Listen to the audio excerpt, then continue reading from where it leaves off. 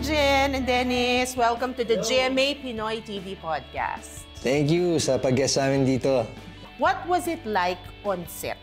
Mas mabilis ba kapag yung katrabaho mo, like you have a personal relationship with yung katrabaho mo? Sa case namin, yes. Mas okay, mas mabilis kasi mas nagkakaintindihan kami. Hindi namang nagkakasamaan ng loob pag may mga suggestions or may mga gusto kami ipagawa sa isa't isa. Mas madaling nang sabihin kapag komportable ka na. Mas masarap na yung partnership, lalo na pagka nagkakaroon kayo ng eksena. Kasi syempre, napag-uusapan nyo na ng walang inhibitions. Like before kayong mag-roll, pinag-uusapan ninyo o on the fly? Sige lang, pag nag-roll, you let each other do your own thing. Bago tumungtong sa set, kailangan. Mas maganda yung napaplano kung ano yung Nagugulatan kami. Kahit na before sa bahay pa lang kami, o bago matulog, pag-uusapan namin yung eksena. Who's more likely to forget the lines? Ako. Hirap ako mag-memorize talaga ever since. Mas nahirapan pa ako ngayon dahil ang tagal kong nagpahinga. So parang hindi na na-exercise yung brain ko na mag-memorize na palagi. So nung pagbalik ko, medyo na-challenge ako na ang haba ng mga lines. Meron bang mga behind-the-scenes kwento sa set? Yung funny behind-the-scenes na kwento? Merong parang surprise sensual dance number para dun sa asawa niya. Tapos ni-rehearse namin ng mga ilang oras hanggang talaga nagpe-prepare ako. Hindi ako makain kasi may halos subad-tubad ako habang ginagawa ko yung eksena. Tapos ending, hindi rin nakunan nung araw na yun. So, mga ilang, sa mga susunod ba na shooting days siya nakunan. Pero okay naman, naitawid naman na maayos. At least nung kinuna na, ready ka na. Oo, kasi talaga. May mga ilang ka na. What's one thing you learned about each other while doing this shoot? Wala na masyado kasi parang... Ganun na kayo kakomportable? Oo, ganun na namin kabisado yung isa't isa. Ganun na namin kabisado yung moods, yung mga habits, yung mga ginagawa sa araw-araw. Kaya hindi na kami nagugulat pa kapag may nakikita. Pero sa tingin, sa character naman ninyo, what do you think your characters learned in this movie? Sa character ni Imo, kasi nagger siya. So, ang dami niya palaging sinasabi, yung hindi niya na finifilter lahat ng mga... Basta pag naisip niya, lalabas lang siya sa bibig, wala na siyang pakialam kung may masaktan siya. Siguro, isa yun sa mga lessons na natutunan ni Imo doon, yung kailangan niyang isipin muna ng mabuti lahat ng mga sasabihin niya. Kasi isa yun sa mga rason kung bakit din na-trigger si Dom, yung character ni Dennis. Kaya niya napag-isipan bigla na gusto na niya akong iwan. Yes. Ako naman siguro lesson na matututunan nila doon sa character ko. Kung may asawa kayo, huwag niyo siyang ipamimigay sa iba kasi sigurado magagalit yon. Yun.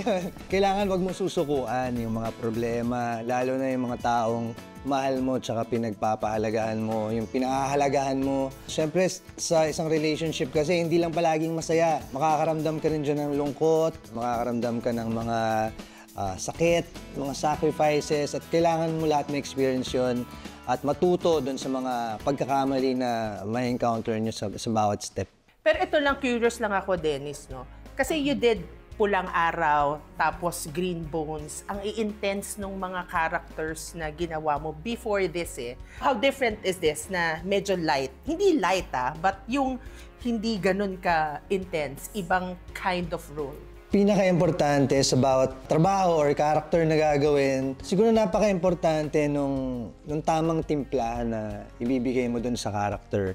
Kapag naging OA ka na, mahirap kaya kailangan malaman mo rin yung limits at boundaries mo sa mga pwedeng gawin ng characters mo. Kasi pag nakilala mo na sila, pag naintindihan mo yung bawat character na ginagawa mo, mas madali mo siyang magagawa, di ba? So, This movie shows how complicated but ultimately rewarding a relationship could be. Ano ang maya-advise niyo sa mga couples who are going through ups and downs of their relationship? Lagi namin sinasabi na wala namang perfect na relationship talagang. Laging may pagdadaanan. Laging may magiging problema. Pero ang importante, magkasama niyong dadaanan yun. Pareho niyong lalabanan lahat ng mga tukso, lalabanan yung lahat ng mga problemang yun. Nang kayong dalawa yung nandyan. Palaging dapat team kayo. Diba? Teamwork, oo. Hindi pwedeng isa yung trabaho. At kailangan yung ma-enjoy yung buong ride. Kasi para siyang isang roller coaster ride na marami kayong pagdadaanan. Ups and downs. Pero dun sa mga pagkakamaling may encounter ninyo, dun yung time na matututo kayo. At alam mo yun, dun yung time na maaaring hindi nyo na maulit yung mga pagkakamaling yun dahil nangyari sa inyo dati. So, diba? What was the last thing you fought about? Meron ba? Kahit maliit na bagay lang, ha? Usually, maliliit lang po talaga. Yung mga kalat, ganun lang. Or yung hindi lang niya narinig. May mga ganun. O hindi siya nakinig. Yung mga ganun. Simpleng mga bagay lang. So, mas madalas ikaw ang nagagalat ng away kay Dennis. Ganun ba yun? Opo, totoo. Hindi. Minsan-minsan lang, syempre. Katulad ng sinabi ni Jen, walang perpektong relasyon eh. Kami, kung paano namin naabot tong ganitong estado, sa ilang taon to ng pagsasama, sa ilang taon to ng pag-accept and adjust, sa ilang taon to na, alam mo yun, pagbigay ng sakripisyo at pagmamahal o pag-iintindi. Ikaw, Dennis, anong natatanda mong last na pinag-awayan ninyo ni Jen? Kanina, siguro. Oo. Hindi. Feeling ko na napaano yata yung ko sa kanya, yung paghawa ko sa kamay niya. Kasi naka-holding hands ako sa kanya. Masyado yata napahigpit, naparay siya. So, yun siguro. Naipit kasi yung sing-sing. Naipit yung balat niya dun sa sing-sing. Okay lang. Ako pala. Naipit dun sa mga diamante nung ng sing-sing niya. Ikaw kasi, bakit ito kasi yung... Sorry. Hinakabahan kasi ako kanina kaya sa isang interview na paipit yung kapit ko sa kamay. Who's more adventurous? Ako. Ikaw. Really? Dati kasi takot daw ako sa mga roller coaster. Tapos nung yung mga anak ko, niyayaya na kami magsumakay, inimbita ko din siya. Pero siya ayaw niya talaga. So yun siguro. Oo, tatakot. So piling-pili lang yung mga rides na nasasakyan. Di ba, Jen, ikaw yung naunang magmotor? Yes. Ayun. Until now, do you get to ride? Yes. And then ngayon si Dennis na rin. Nahawa na siya. So nakuha mo yun, na-influence ka ni Jen? Ayun, ako naman dati, talagang bisikleta lang ako, bike lang. Pero, ayun nga, nakakalungkot minsan na pinapanood ko lang siya na nagmumotor habang kami doon sa sasakyan. Titingnan lang namin, sabi, minsan samahan ko nga ito, parang mas masaya naman siguro. So ngayon, you do that? Yes. Saan? Kung saan-saan. Pero mas madalas papuntang Tanay kasi pag uuwi kami sa Tanay, yung house namin sa Tanay, magmamotor lang kami. Ganun. Walang nakaka-recognize sa income. Meron. Feeling ko kabisado na nila yung motor namin pagka dumadaan kami. Tapos, hindi naman nila, nagkahay lang minsan sila. sasabayan kami. Hi, Jan! Hi, Dennis! Ganon. Minsan may mga irresponsible na motorista. Yung Ika-cut ka pa para makapagpa-picture. Tapos yung talaga, minsan nakakatakot delikado. Mapapabigla kang Ikaw yung mag-a-adjust hihinto, talaga para makaiwas sa What do you mga do usually pag- recklessness nila. Ako Actually, pinagsasabihan ko talaga na be responsible kasi syempre hindi natin masasabi anong pwedeng mangyari or aksidente, pwedeng dumating lang anytime. So as much as possible talagang hindi ko pinapalagpas pag ganun. Talagang pagsasabihan ko na please, mag-ingat kayo, lalo na kami, uuwi pa kami sa pamilya namin. Oo. Minsan sa sobrang excitement siguro siya, pero Oo, hindi forget, na nila no, naiisip eh. Ayun, ito si Dennis, Gets saka si naman Jen. namin yun, pero yun nga, medyo delikado. Okay ka na. Paano ko nasa gas yung isa nasa clutch. Paano? What's one thing about your partner which makes you laugh? Lalo na pagka nagagalit ako, minsan ginagawa niya katatawanan. Yung parang naiinis siya, yung ano na naman yun, tapos mag-ano siya, magme-make face siya, nakakatawa. Ako, tawa na lang ako ng tatawa kasi hindi na ako maiinis, makakalimutan ko ng galit na ako, ganun. So, ganun yung mga minsan, yung mga pinag-aawayan namin. Buksan mo na kasi, tapos may gagawin siyang something, tapos matatawa na ako, makakalimutan ko na yung galit, ganun. Lagi siyang ganun. Every day yan. Okay. Oo. Ikaw, Dennis, what's one thing nakakapagpatawa sa'yo? Natatawa ako sa kanya pagka inuutotan niya ako. Uy, grabe! Hindi, doon Sa mo kwarto ba to? makikita. Sa bahay? Sa labas? Kahit saan, Okay. kahit Tsaka saan. hindi, bakit ako mahihiya, Hindi, di ba? sa bahay na naman. Hindi, syempre, tsaka doon mo makikita kung gaano nakakomportable yung diba? ano. Siguro naman by now, Dennis. Oo naman. Dati, Dati nahihiya. nahihiya siya. Oo. Sabi ko, ba't ka nahihiya? Yung mag-asawa na tayo, okay lang naman yun, di Sige, ba? ututan na lang tayo. Okay lang yun. So pag ganun, tinatawanan mo lang si Jen, natatawa. Sinasagot ko na lang din ang utot pagka... What's something about your partner which drives you crazy? Oh, yung hindi siya nakikinig. Yung yung sinabi mo na, oo, tapos hindi siya pala siya nakikinig. Hindi. Hindi nakikinig or nakakalimutan? May mga nami-miss out na mga... yung details. Iba yung nami-miss out sa hindi nakikinig kahit paulit-ulit mong sabihin. Like, Yung mga simple lang naman, yung, Ano ba? napalitan mo na ba ng diaper or... Ay, hindi ko nakakalimutan. Hindi mo nakakalimutan? Hindi. Or, nakuha mo na ba to? O mamaya, anuhin mo to kasi, tapos biglang magtatanong siya. Di ba yung merong kang pinapako? Di ba sinabi ko na sa'yo, hindi siya nakikinig? Tapos minsan ilang beses kong uulitin, yung tapos may inis siya, paulit-ulit, kasi nga hindi ka nakikinig. guilty? Yeah. Minsan-minsan. Hindi naman palagi. Siyempre, yung mga napaka-importante, yun talagang itatanda ko. Ikaw naman. Meron ka rin bang ganun kay Jen? Kasi magmula nung pandemic, naiinis siya sa akin kapag wala akong dalang alcohol sa bag. Siyempre, minsan, nagpapalit ako ng bag. Minsan, hindi ko nabibit-bit yung alcohol ko na nakakabit dun sa isang bag. Pero siyempre, naiintindihan ko naman yun. Pero siyempre, minsan, nakakalimot. Di ba ang bababaw lang po naman? Di ba? Yung mga mabilis namang maayos. Pero pagdating sa parenting, sino ang disciplinarian sa inyo? Siya yung mas nakatutok sa disiplina. So may bad cop, good cop kayo. So pag naggano na si Jen at nagdidiscipline na sa kids, Magtatago na siya. Hindi ka kumakontra. Hindi na. Kasi pag kumontra siya, kami mag-aaway. Hindi, ako kasi hindi ko kayang siguro magdisiplina ng tama. Minsan may mga ako na pinalalagpas, pero siya talagang bahala ka, lagot ka pagka So pag gano'n naririnig mo na, hahayaan mo na si Jen to discipline the kids? Oo, siya na bahala doon. Hindi naman ako namamalo Yung lang talagang tough.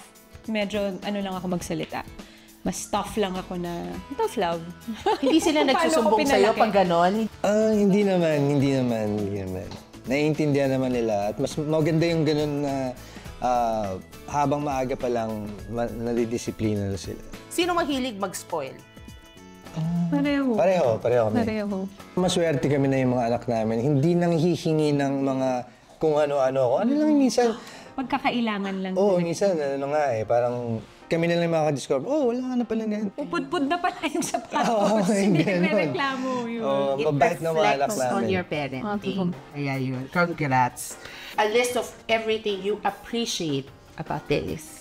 Na-appreciate ko yung time niya palagi sa amin. Na-appreciate ko rin na wala siyang barkada. Hindi ko masasabing wala siyang friends, pero wala siyang yung, alam mo yun, yung, di ba po, yung ibang mga lalaki, yung talagang, aalis kami ng mga tropa ko or mga whatever, tapos iinom yan. Kasi hindi siya umiinom, hindi siya lalabas, hindi gumigimik, yung gano'n, yung talagang taong bahay. Ako pa yung mas lumalabas, pero sa mall, ganyan. Pero siya talaga, hindi mo siya makikitang lumalabas. Talagang yung time niya, pag wala siyang work, sa bahay talaga kasama yung family niya. Pagiging, selfless niya, yung minsan hindi niya na naiisip na kailangan niya ng bilhin to. So ako yung gagawa nun para sa kanya. May mga bagay na, okay lang, meron pa ako. Hindi, kailangan mo to. Ano na yan, ROI na yan. Kasi syempre nakikita sa TV, so kailangan palaging may pang-alternate, ganyan. So siya, ayaw niya, okay lang, next time na lang, or sa iba na lang, ganyan. Bukod sa mapagmahal, maganda, sexy, Ano ba yan? mahalaga sa sarili at sa mga mahal sa buhay, magandang sense of humor, generous, tutok sa bawat membro ng pamilya. Ayun, lang niya, sensitive sa mga needs ng mga mahal niya. Sabi mo na, Jen, nung nagkausap tayo last year, kasi pag gumagawa kayo ng project, hindi kayo nagsasabay. Parang Opo. nag-alternate kayo, Opo. di ba? Ngayon, paano ito nung nagawa niyo yung project? Paano na naging schedule? Ngayon, kasi nung time na yun, ayaw talaga namin magsabay dahil maliit pa si Dylan. Gusto namin So naiiwan parang gusto lagi. namin laging may isa sa amin na nakatutok kay Dylan. Pero ngayon, ano na siya may sariling mundo na, yung naglalaro na, tapos nag-aaral na rin siya. So ngayon, naiintindihan niya na rin na pagka, Mama and Papa will go to work, okay, bye, gano'n na lang siya. So talagang, na siya, nakakaintindi na at pwede nang iwan. Timing din sa pagpasok ng offer na magkasama kami sa soap, magkasama kami sa movie. So, I think yun yung, naswertehan lang na tamang timing lang talaga lahat. Ito naman, GMA Pinoy TV is celebrating its 20th anniversary this year. So, and ang team namin is Hanap ng Puso. So, ngayon naman, Jen, ano pa ang hanap ng puso mo? Masayang-masaya na yung puso ko ngayon. Parang ang gusto ko na lang masustain yung ganitong klaseng relasyon at yung pagmamahal namin sa isa't isa. Ikaw, Dennis, ano ang hanap ng puso mo? Siguro yung hanap ng puso ko ngayon, mas maraming quality time pa sa pamilya. Dahil yun na nga, yun yung buhay namin ngayon yung pagbuhay ng pamilya, yung pagsama sa kanila. Sobrang blessed kami na mabigyan ng mga ganitong klaseng trabaho. At siguro yun lang yung hanap ko, mas maraming time sa pamilya. Yun talaga. Message to Global Pinoys na inaabangan na ang mga projects ninyo at sabik na kayong makita mag-perform ulit abroad. Si Dennis kakatapos lang Oo nga. So, message na lang to Global Pinoys. Sa lahat po ng mga Pinoy sa abroad, hopefully magkita-kita po tayo soon at alam ko miss nyo na ang Pilipinas at ang mga pamilya nyo. So sana kahit papano part ng Pilipinas madala namin dyan sa inyo. Manood po kayo ng mga shows ng GMA para kahit papano maibsan yung mga lungkot at pagkamiss nyo sa mga pamilya nyo at kahit sa sandaling entertainment, mapasaya namin kayo. Excited na po kaming makasama kayo at makita ulit sa mga international shows ng GMA. Abangan niyo po kami dyan. Sigurado malapit na yan. Thank you, Jeneline and Dennis. Thank you. And Thank good you. luck at marami pang projects ang aabangan namin sa inyo dito sa GMA Pinoy TV. Sana nga po. Thank you. Thank you po.